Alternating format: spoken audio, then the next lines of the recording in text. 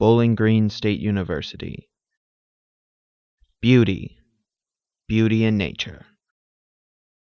But something threatens that beauty in nature. Smoking. Smoking kills. But the administration is fighting back with the clean air policy and the smoking ban.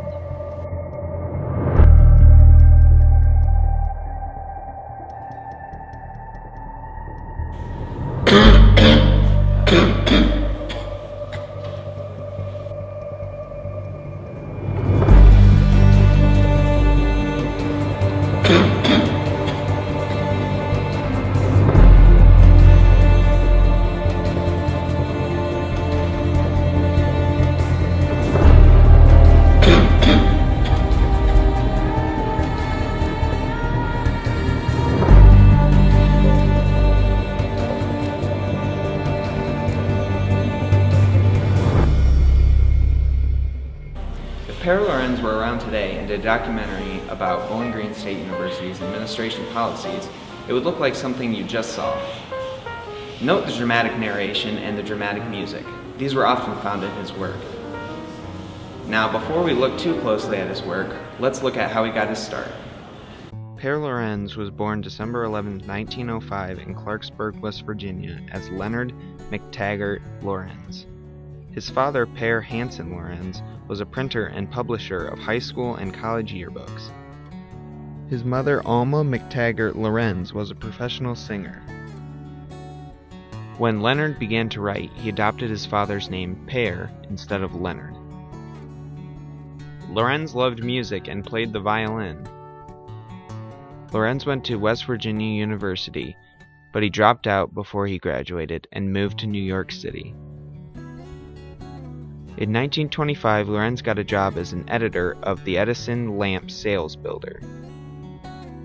Within a year, he was hired by the popular humor magazine Judge, and soon after became the magazine's motion picture critic.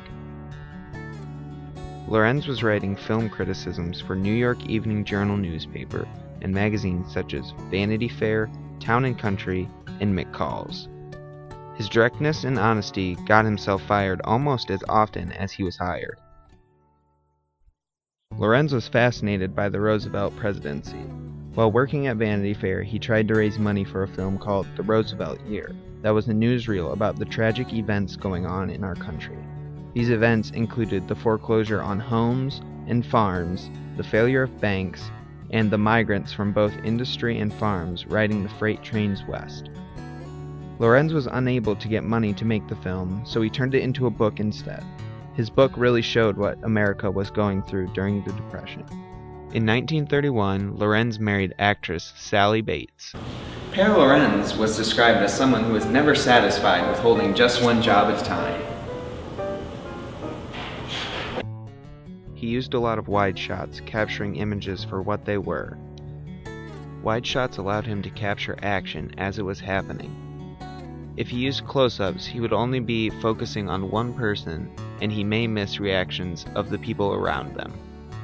He used the method of panning and tilting to show the beautiful landscapes around him and to show the action unfolding before him.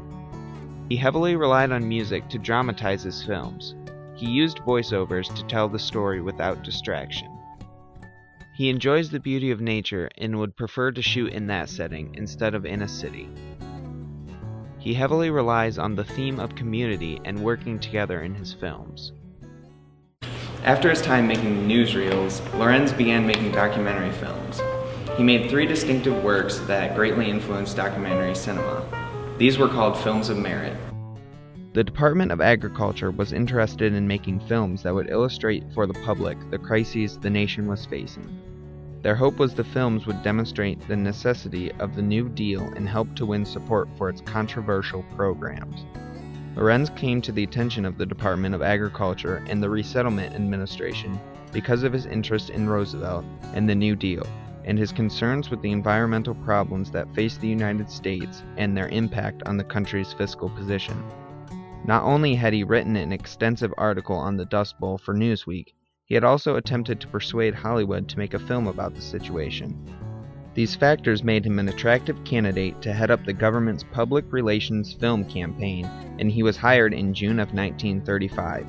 He had never directed a single film project, yet in the next 5 years he would develop for the government a series of films that would come to be known as films of merit. Lorenz felt that movies had an enormous potential for social justice and for education, something that was being ignored in Hollywood.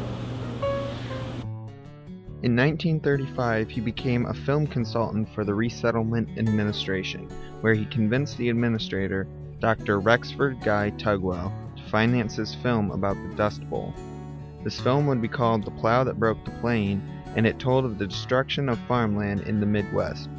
This film showed how the farmers of this region used poor farming techniques, which led to erosion from the frequent windstorms. In 1938, Lorenz directed The River, in which he detailed the importance of the Mississippi River and the misuse of the land around it. The film shows how poor farming and timber practices had affected the topsoil and caused it to flow down the Mississippi. The loss of topsoil caused a lack of fertile soil, and it also caused flooding along the river. This flooding destroyed the farms on the banks of the river and also the livelihood of the residents. This film is considered Lorenz's crowning achievement and was a great influence of Roosevelt's decision to establish the National Film Service. This film's script was even nominated for a Pulitzer Prize. In 1940, Lorenz made The Fight for Life, which tells of the struggles to provide care for mothers and babies during childbirth. This film is a semi-documentary because there were a cast of actors used to portray events. This was the only film made by Lorenz that he used actors. Lorenz's legacy as a filmmaker has stood the test of time. Many documentaries are made in a style similar to his. They have a point to prove, and they use real-life situations to prove those points. Even during the time period when he was making movies, his presence was felt. He had a strong influence on a film called The City, which was made in 1939. This was a historically important film that showed the lives of American city people and rural people. Lorenz's contributions to documentary cinema can be seen throughout these 3 films he directed, plus The City, which was strongly influenced by him. The Films of Merit projects led Roosevelt to establish the United States Film Service in 1938 under Lorenz's direction. The USFS was active until 1940 when Congress cut off its funding. In that time, the USFS produced The Fight for Life, which was overseen by Lorenz.